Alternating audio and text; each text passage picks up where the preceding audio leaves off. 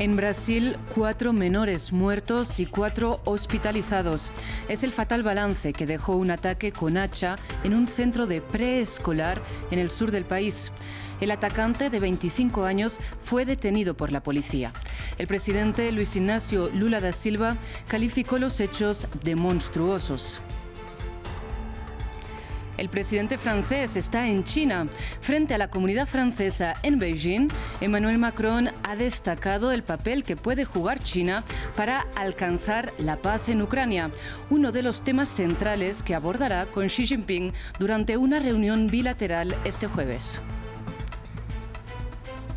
Noche de alta tensión en Jerusalén Este. La policía de Israel cargó con granadas y gases contra las personas que oraban en la mezquita de Al-Aqsa durante uno de los rezos nocturnos del Ramadán, el mes sagrado de los musulmanes. Las fuerzas israelíes detuvieron a cerca de 400 personas. Buenos días, bienvenidos a las noticias de France 24 en español. Soy Rosa Pérez Masdeu y es para mí un gusto acompañarles. Abrimos esta edición informativa en Brasil, donde un hombre armado con un hacha ha matado a al menos 4 menores y ha herido a otros 4 en un centro de preescolar en el estado de Santa Catarina, en el sur del país. La policía ha detenido al atacante, de 25 años, que habría accedido a la escuela escalando las paredes del edificio. Los menores heridos, de entre 3 y 5 años, están ingresados en el hospital de Blumenau, la localidad donde ocurrió el ataque. El presidente de Brasil, Luis Inácio Lula da Silva, ha calificado los hechos de tragedia inaceptable y acto de odio y cobardía, y ha expresado sus condolencias a las familias de las víctimas. No hay mayor dolor que el de una familia que pierda a sus hijos o nietos, más aún en un acto de violencia contra niños inocentes e indefensos. Mis condolencias y oraciones a las familias de las víctimas y la comunidad de Blumenau en medio de la monstruosidad ocurrida en la guardería Bon Pastor. Vamos ahora a China, donde se encuentra ya el presidente francés Emmanuel Macron para su primera visita al país desde 2019. Un viaje coordinado con la presidenta de la Comisión Europea, Ursula von der Leyen, que también está en territorio chino. Los mandatarios europeos intentan acercar relaciones con el gigante asiático en torno a 2 cuestiones principales. Por un lado, reforzar lazos económicos y, por otro, convencer a Beijing que use su vínculo estratégico con Moscú para alcanzar la paz en Ucrania o, al menos, evitar una escalada nuclear. Nuestro corresponsal Adrián Foncillas con los detalles.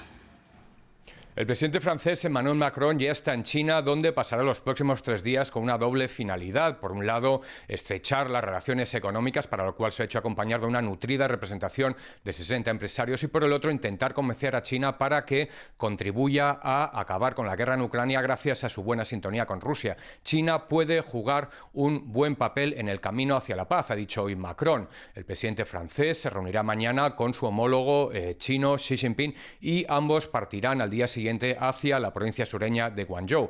Esta visita forma parte de la iniciativa diplomática china de recuperar el tiempo perdido después del parón de casi 3 años por la política del cero COVID.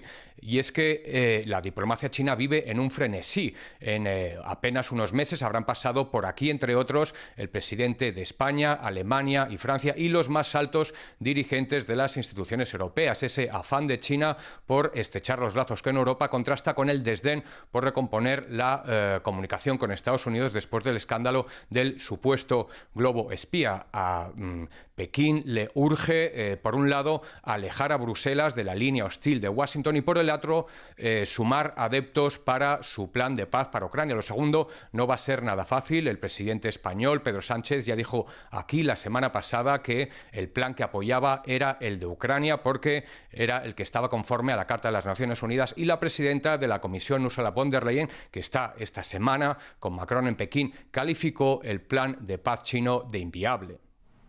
Y precisamente en Rusia, durante una ceremonia televisada celebrada en el Kremlin, en que los nuevos diplomáticos presentaron sus credenciales, Vladimir Putin echó en cara a la nueva embajadora estadounidense en Moscú que Washington es culpable de la situación actual en Ucrania por haber apoyado la llamada revolución del Euromaidán en 2014. Putin achacó la crisis entre Rusia y Estados Unidos a visiones distintas sobre la formación del nuevo orden mundial.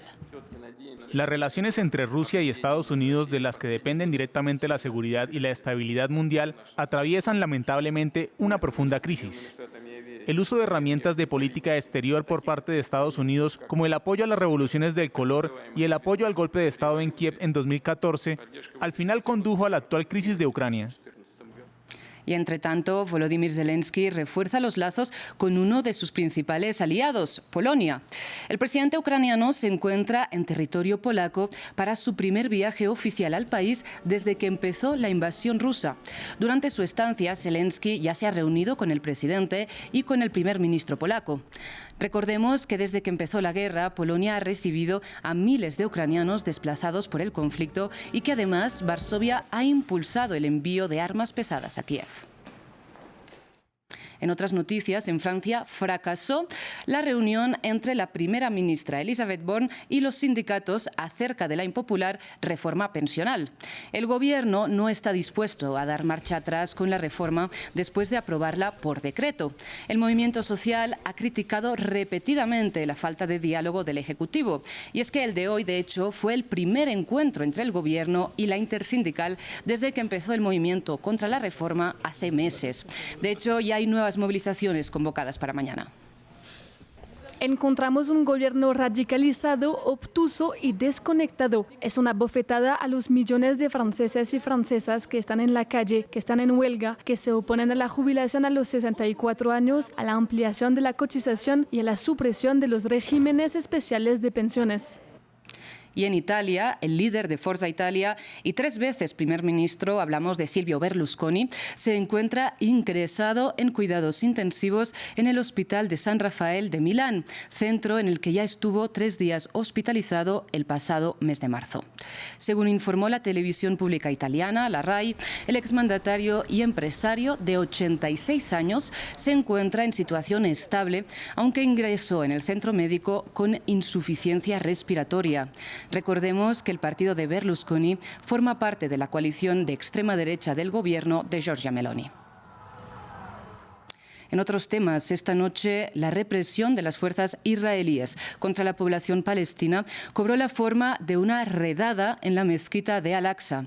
Con granadas y gases lacrimógenos, la policía de Israel cargó contra las personas que rezaban en el templo durante una de las oraciones nocturnas del Ramadán, el mes sagrado de los musulmanes.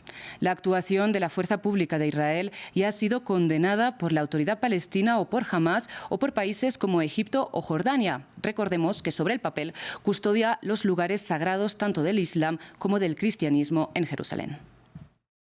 Estas imágenes difundidas por la policía israelí muestran cientos de fuegos artificiales explotando mientras las fuerzas entran en la mezquita Al-Aqsa de Jerusalén en la madrugada del miércoles. Las personas que se encontraban adentro del lugar de culto afirman que fueron agredidas físicamente por los agentes israelíes.